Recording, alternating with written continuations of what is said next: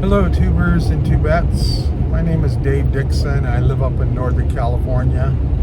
I'm actually traveling on to my Rockland lead today on a Saturday, but I wanted to talk to you all about my house that I built when I was 33, and then I sold it and I moved to the house that I'm in now, which I've been there for 20 years, going on 20 years now. But the house that I built in Stockton, I love that house. It was 2,800 square feet, 2-car garage, and I built the pool myself, it was a pretty awesome pool. I used to be a pool builder. Now I'm a pool designer. So when I was building the house, I always opted for a higher quality. So when I went to sell it, I really felt confident that it was built right. And so when I went to list it, I listed it with Coldwell Banker because in our local area at the time they were very big, and I wanted it to be marketed in the Bay Area. Now a lot of people in the Bay Area, when they see these houses out here in the valley, they're always wondering what's wrong with this house, because it's just super cheap compared to what they're paying for in the valley. It just has to do with the regional areas that you're in. So that was kind of the thought when people would look at my house. It looked, by the time I repainted it, redone the interior on it, fixed everything, there was a little leak in the roof, I fixed that. The pool was replastered. I really made it look very nice, and there was no furniture in it. I had little plastic mats that ran through the middle of each room, so you could actually look at it by walking on these plastic mats. I had redone the whole floors in wood flooring, so it really did come across and look really well. Now a lot of times when real estate agents are trying to get you to list the house for sale and you have a pool, it's not uncommon that they say, well, that's not really going to add any value at all. In fact, there's a lot of people that don't want a pool. But as a personal thing, and I'm saying personal because I don't want to get a bunch of calls from real estate agents, I don't really believe that. I think that if you were to build a pool and you had to sell it in the first year, maybe you're only going to get 50% of what you put into the pool. But if you can wait for 5 years, then I think it starts to change from market value to replacement costs. People are looking at what would it cost to put a pool in like that. And I can tell that my pool had value to it. It was there for 13 years because at the time I could calculate how much I was selling my house for per square foot, and then that left the extra amount for the swimming pool. So I could see that there was value in it.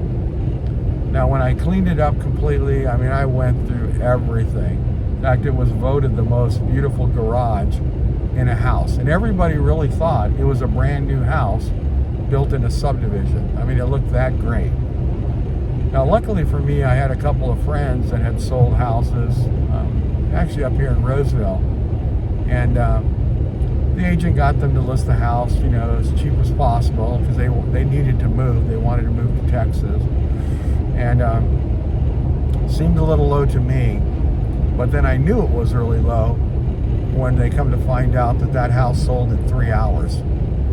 That's not what I wanted to have with my house. I figured it should last for 30 to 90 days. And I don't want somebody coming in and buying my house in 3 hours. Especially, I put $40,000 in it just to repaint everything, re-landscape the front yard. I just did everything to it. It looked like a brand new house. Repainted all of the inside and all of the outside, because I don't have like a lot of houses to sell. I only have my one house.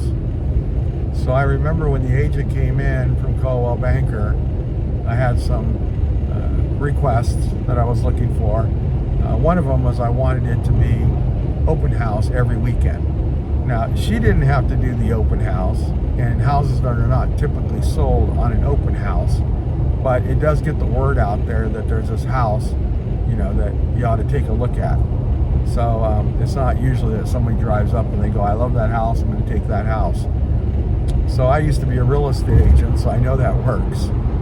And then the other thing I wanted was I was going to ask for a lot more. My wife was there at the meeting, and she did all of her calculations and market driven and everything else, and she came up with the amount of $580,000 is what she thought the house would sell for.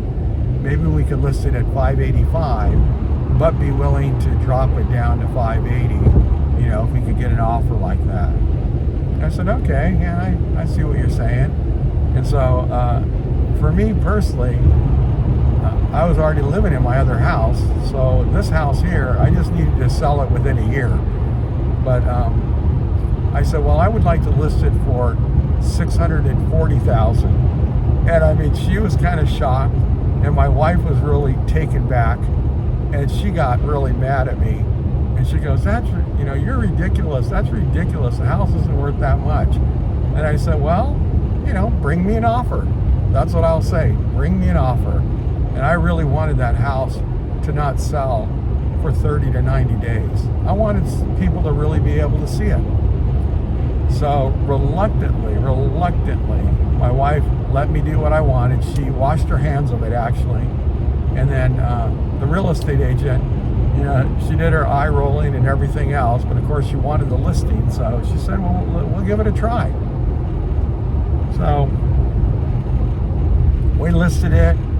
It took about, I would say, 45 days before we finally got an offer. And we did have people go over there and say, yeah, it's a great house, but customers asking too much.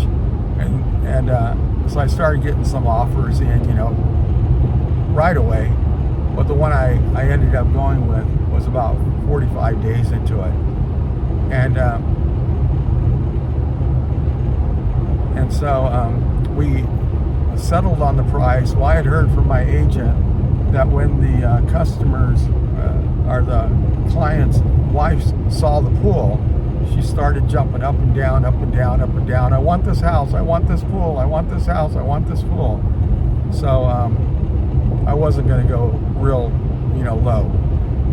So we settled on $625,000, which was about $45,000 more than what the agent was asking me to sell it for. And I turned to my wife after we signed the papers, and I said, before we signed the papers actually, I turned to my wife and I said, where would you like to go? Anywhere in the world. And then she said, France. So I said, well, book it. So we booked, after we knew that they were qualified and it was going to go through, we went ahead and went to France for 2 weeks with the family. Basically on that, some of that money that we made extra. And then when I sold the house, I did transfer everything that I made on that house to my new home. So I didn't pull anything out of that. I mean, even the money we went to France on, that was with my income. But I just wanted to be able to transfer that to the new house. And the funny thing, I've been married to my wife for 36 years, and she's never ever said that I was right. She has said, told her friends and other people that how much we were able to sell that house for, and they were just super, super shocked.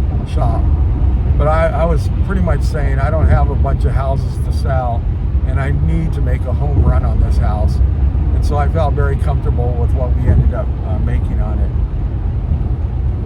So it was one of my good deals, put me in a good place, and I just wanted to share that with you.